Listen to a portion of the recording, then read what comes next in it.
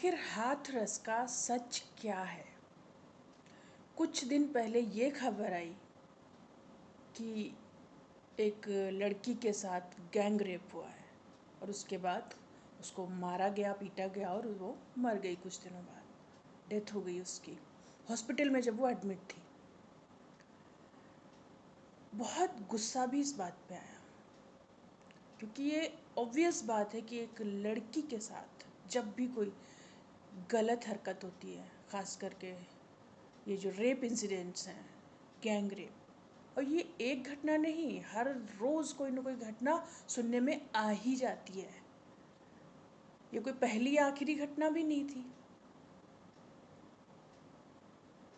बहुत आक्रोश हुआ, बहुत गुस्सा आया कि जो भी दोषी हैं, जो भी आरोपी हैं, उनको तुरंत सज़ा मिलनी चाहिए और ऐसी सज़ा मिलनी चाहिए कि दूसरे लोग डरें। लेकिन कुछ समय बाद ही ऐसा देखने को मिला कि वहाँ पर बहुत ज़्यादा राजनीति होने लगी, बहुत ज़्यादा राजनीति। मतलब सेम टाइम पे और भी जगहों से रेप की घटनाएं, उनकी न्यूज़ आ रही थी, घटनाएं हुई थी। यूपी में दूसरी जगहों पे भी हुई थी, राजस्थान में भी हुई थी, लेकिन उनकी तो चर्चा नहीं हो रही थी। बस एक जगह, हाथरस, हाथरस, हाथरस।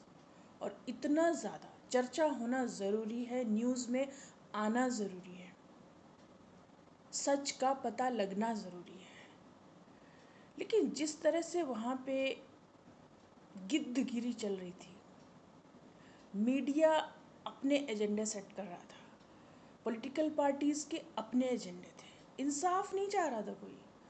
एक्चुअली इंसाफ की ज़रूरत थी, मांग तो यही हो रही थी, लेकिन सारे लोग, सारी पार्टीज़ अपने अपने एजेंडा सेट करने में लगी थी।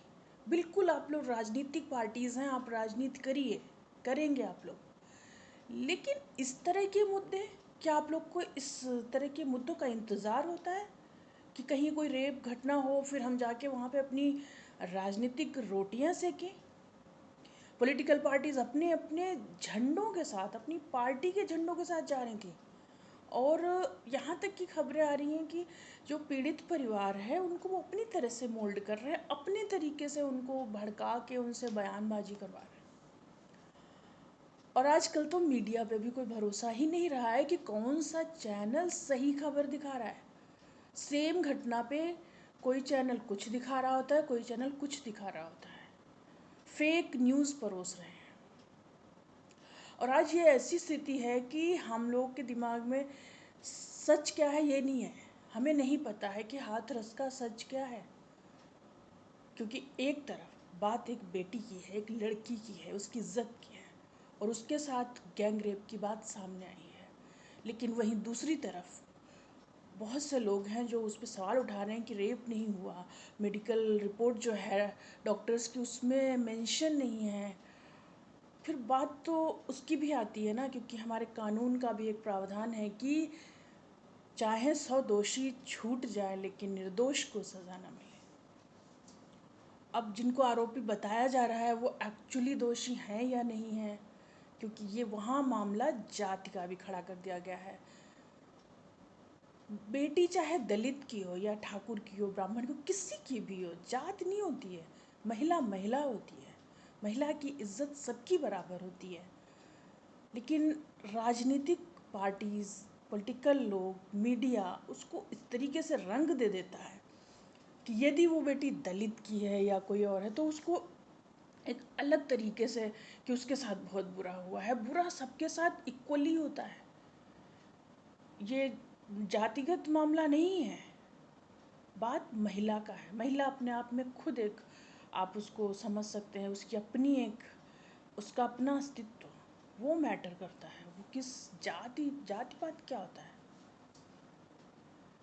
तो बेवजह हू हल्ला, सच कोई नहीं बता रहा, और आज दिमाग में इतने सवाल हैं, बहुत से लोग, मतलब दो तरफ की बातें हो रही हैं। एक पक्ष है जो ये बोल रहा है ऐसा हुआ वैसा हुआ वैसा हुआ, और एक पक्ष है जो बोल रहा है ना ऐसा नहीं हुआ, रेप नहीं हुआ, मर्डर नहीं हुआ, ऑनर किलिंग है ये, तो उनका तो प्रेम प्रसंग था।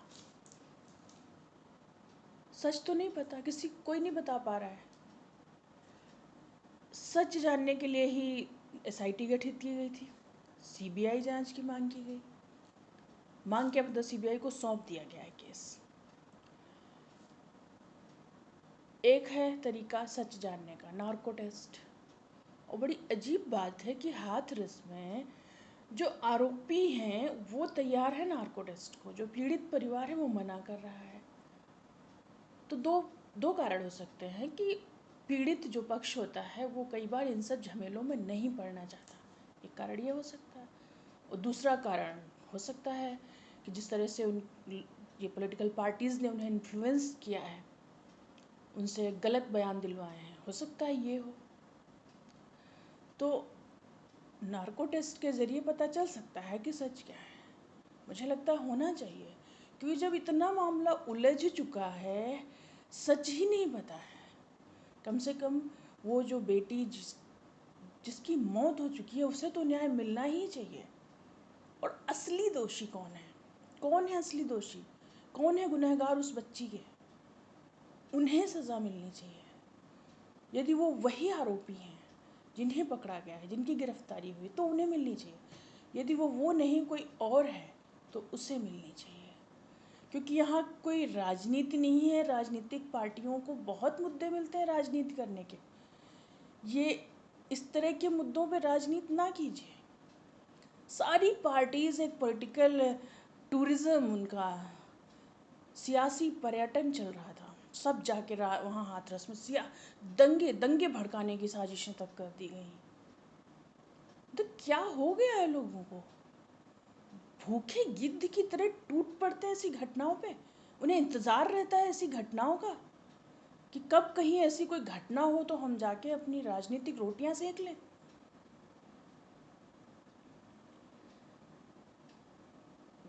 बस अब जो भी जांच हो रही है उस जांच के बाद ही सच पता चलेगा।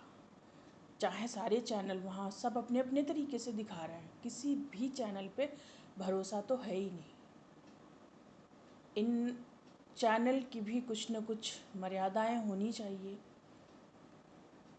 फेक न्यूज़ परोसना बंद करें ये जितने भी चैनल हैं हमारे देश के, क्योंकि ये अपनी क्रेडिबिलिटी खुद ही खो रहे हैं। इनकी कोई विश्वसनीयता नहीं बची है। ये बहुत सी खबरें सूत्रों के हवाले से कह कर के चला देते हैं, अब वो एकदम गलत होती है कई बार। तो समझ में नहीं आ रहा है सच क्या है।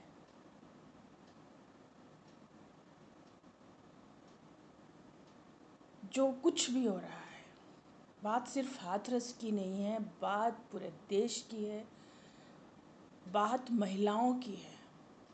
मुद्दे संवेदनशील हैं। राजनीति अपनी जगह है, वो सब कुछ अपनी जगह है, रोल मीडिया का अपनी जगह है, लेकिन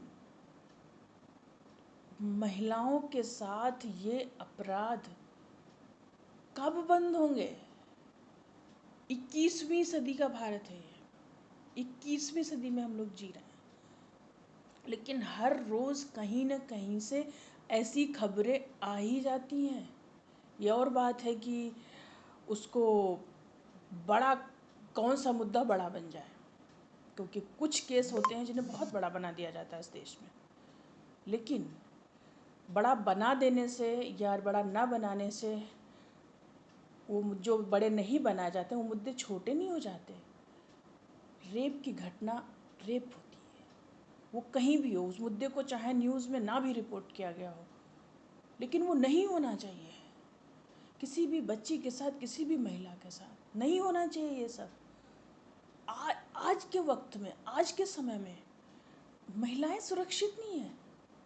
कोई भी हो, कहते हैं कि ज़्यादातर जानने वाले होते हैं, नो डाउट जानने वाले होते हैं या अनजान होते हैं, लेकिन कोई भी महिलाओं को अपना शिकार कैसे बना सकता है।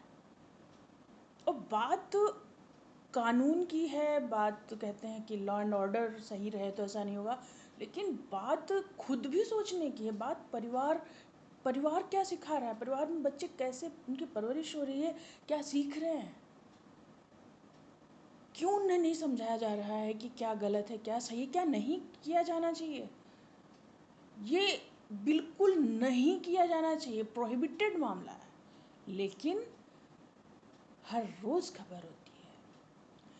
कब आएगा वो दिन जब पूर्ण रूप से महिलाएं सुरक्षित महसूस करेंगी और कोई महिला कहीं जाने से, किसी से मिलने से डरेगी नहीं।